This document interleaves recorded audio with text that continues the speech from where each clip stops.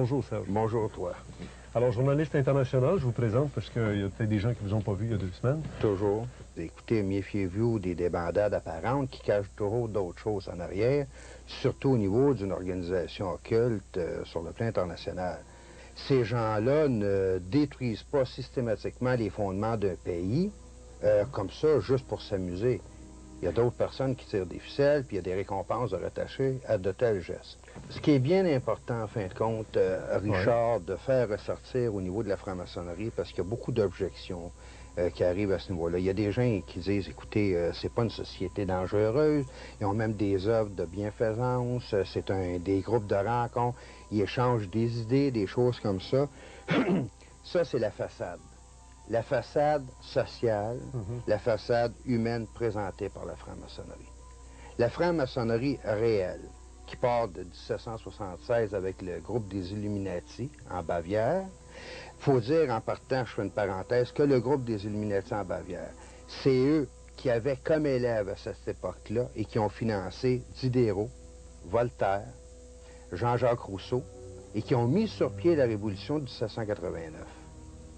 La Révolution française. La Révolution française. Qui avait pour devise liberté, égalité, fraternité. Oui, mais les mots liberté, égalité, fraternité ont été d'abord pensés dans les loges maçonniques. Exact. Ils ne sont pas sortis comme ça du jour au lendemain de quelques individus. Et la Charte des droits de l'homme qu'on retrouve à l'heure actuelle sur la planète et qu'on retrouve aussi au niveau des Nations Unies est une charte qui a été pensée par les francs-maçons dans les loges maçonniques au 19e siècle.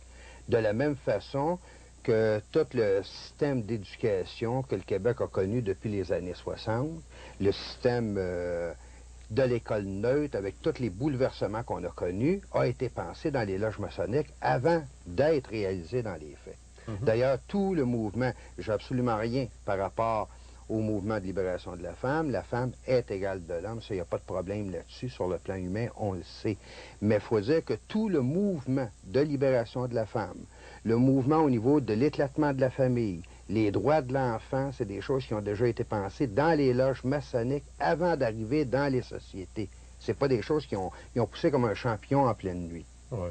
Mais revenons pour continuer aux Illuminati, à la franc-maçonnerie, dans sa réalité, qu'est-ce que c'est?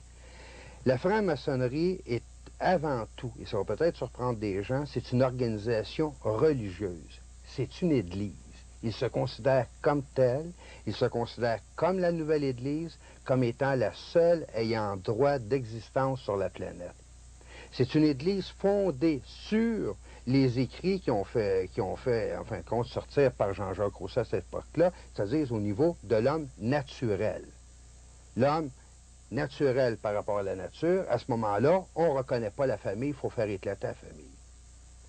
On ne reconnaît pas les liens au niveau des actes du mariage, au niveau des choses de naissance, ainsi de suite, comme ça se passe dans nos sociétés organisées, on s'arrange pour les faire éclater. Et le meilleur exemple que tu peux avoir au niveau de cet éclatement-là, c'est la Révolution d'octobre en 1917 en Union soviétique, qui a formé, en fin de compte, le communisme, qui a donné naissance au communisme. Lénine a été formé dans les loges maçonniques. Il y en a plusieurs qui vont sûrement être surpris, mais la plupart des écrits que Lénine a sortis, il les a pris à partir des loges maçonniques, ils les ont appliqués sur un plan politique, sur un plan matériel en Union soviétique pour une épuration complète de la population. Tout à l'intérieur de la franc-maçonnerie procède d'une inversion des valeurs chrétiennes, au départ. C'est anti-chrétien. Anti-chrétien jusqu'au bout, si on prend les documents de 1940. Ouais. À l'exception du président Adams aux États-Unis, tous les présidents avaient et appartenaient à la franc-maçonnerie. À cette époque-là, 65% des sénateurs américains appartenaient à la franc-maçonnerie. Ils sont obligés d'y appartenir, sinon ils ne passent pas. La révolution russe, le communisme comme tel et l'application matérielle et politique. Ouais. Une tentative, en fin de compte, un essai qu'ils ont fait au niveau de toute une nation. Pour Hitler, c'est une tentative au niveau spirituel.